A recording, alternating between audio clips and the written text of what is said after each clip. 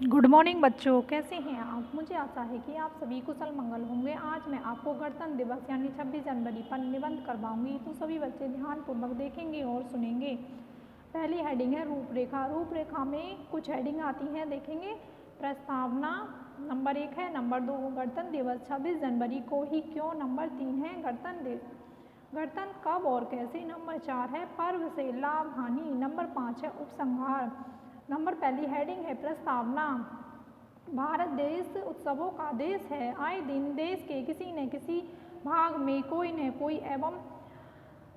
कोई पर्व अथवा उत्सव मनाया जाता है।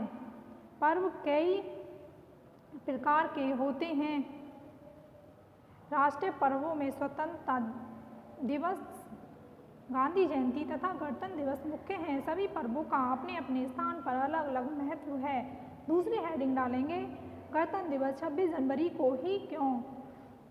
26 जनवरी 1929 ईस्वी को लाहौर में रावी नदी के तट पर विशाल जनसमूह के समक्ष हमारे यशस्वी राष्ट्र नेता जवाहरलाल नेहरू जी ने घोषणा की थी, हम भारतवासी आज से स्वतंत्र हैं। ब्रिटिश राज को हम स्वीकार नहीं करेंगे। यदि ब्रिटिश शासक अपनी गैर चाहते हैं तो वे यहाँ से चले जाएं और शांति से नहीं जाएंगे तो हम आखिरी दम तक भारत की आज़ादी के लिए लड़ते रहेंगे और अंग्रेज़ों को चैन से बैठने नहीं देंगे। इस घोषणा को सुनकर सभी ने स्वतंत्रता का संग्राम तेज कर दिया और 15 अगस्त 1947 को भारत स्वतंत्र हो गया।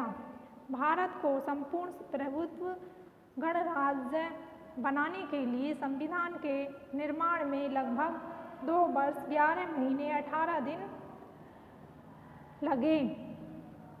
26 जनवरी 1950 को इस संविधान को लागू किया गया और 26 जनवरी को भारत को सार्वभौम सत्ता संपन्न राष्ट्र की मान्यता मिल गई। तभी से 26 जनवरी गणतंत्र दिवस के रूप में मनाने लगे। अगला हेडिंग है गणतंत्र कब और कैसे। स्वतंत्रता दिवस की अपेक्षा गणतंत्र दिवस का अधिक महत्व है, क्योंकि इस दिन भारत को पूर्ण स्वतंत्रता मिली। 15 अगस्त 1947 को स्वतंत्रता मिली जरूर, परंतु अंग्रेजी कानून बदस्तूर चलता रहा और फिर 25 जनवरी सन 1950 की मध्य रात्रि को देश पूर्ण स्वतंत्र राष्ट्र घोषित हुआ। उसी दिन अर्थात 26 जनवरी को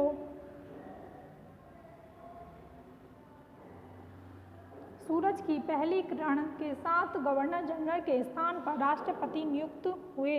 भगत सिंह, राजगुरु, चंद्रशेखर, बटुकेश्वर दत्त, लाला लाजपत राय, स्वतंत्रता सेनानियों का स्वप्न साकार हुआ और भारत को संप्रभु के साथ साथ धर्मनिरपेक्ष राज्य घोषित किया गया। गणतंत्र दिवस हमारे प्रमुख राष्ट्रीय पर्वों में से एक है। इसे संपूर्ण संसार में फैले भारतीय लोग मनाते हैं। सभी भारतीय, चाहे वे किसी भी मजहब को मनाने वाले हों, अपने राष्ट्रीय ध्वज का अवश्य ही अभिवादन करते हैं। स्थान स्थान पर प्रभात फेरियां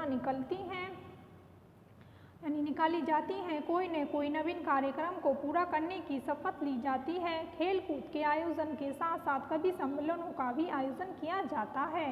26 जनवरी एक बहुत ही महत्वपूर्ण पर्व है जो राजपथ दिल्ली में एक भव्य समारोह के रूप में मनाया जाता है। देश के कोने कोने से लेकर भीषण सर्दी के बावजूद 25 तारीख की मध्य रात्रि से ही लाल किले से लेकर राष्ट्रपति भवन तक एकत्रित होना शुरू हो जाते हैं। प्राय 8 बजे तक मीलों लंबा चौड़ा मैदान दर्शकों से खचाखच भर जाता है। राष्ट्रपति ठीक 9 बजे विजय चौक पर आते हैं। उनके साथ प्रतिवर्ष कोई न कोई विशिष्ट अतिथि होता है। राष्ट्रपति का यहाँ प्रधानमंत्री, उपराष्ट्रपति, सेना के तीनों अध्यक्ष स्वागत करते हैं। स्वागत में राष्ट्रपति को 21 तोपों की सलामी दी जाती है। राष्ट्रपति के झंडा फहराने के साथ ही तोपें गरज उठती हैं और जनगण मन राष्ट्रीय गान के साथ यह उत्सव प्रारंभ हो जाता है। पहले पहले दिल्ली के स्कूली बच्चे अपने रंग बिरंगी पोशाकों में नए नए खेल दिखाते हुए सलामी मंच की ओर बढ़ते हैं, जहां स्वयं राष्ट्रपति उनका अभिवादन स्वीकार करते हैं। स्कूली बच्चों के बाद सैनिक अपने अपने बैंड बाजों के साथ कदम से कदम मिलाते चलते हुए राष्ट्रपति को सलामी देते हैं। 3 हवाई जहाज तिरंगे झंडे की तीनों रंगों में आसमान को रंगीन बना देते हैं। सेना अपने नवीनतम अस्त्र शस्त्र प्रतीकों का प्रदर्शन करते हैं। उसके उपरांत सभी प्रदेश अपनी कला का प्रदर्शन करते हैं। वे प्राकृतिक दृश्य संस्कृति के बारे में ज्ञान कराते हैं। यह कार्यक्रम लाल किले पर जाकर समाप्त हो जाता है।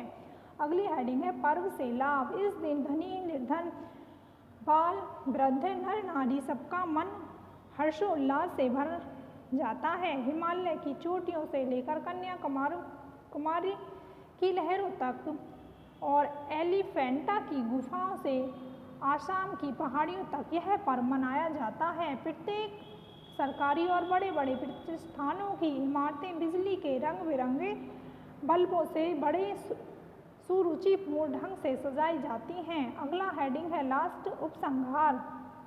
26 जनवरी राष्ट्रीय एकता का पर्व है। इस दिन लोग अपने आपसी बैर को भुलाकर देशभक्ति की कसम खाते हैं और दुश्मन भी दोस्तों की भांति मिलते हैं।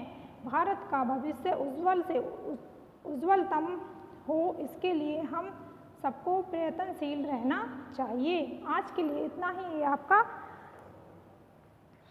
26 जनवरी का निबंध हुआ। आज ये आपको अपनी नोटबुक पे करना है और याद भी करना है। आज के लिए इतना ही। धन्यवाद।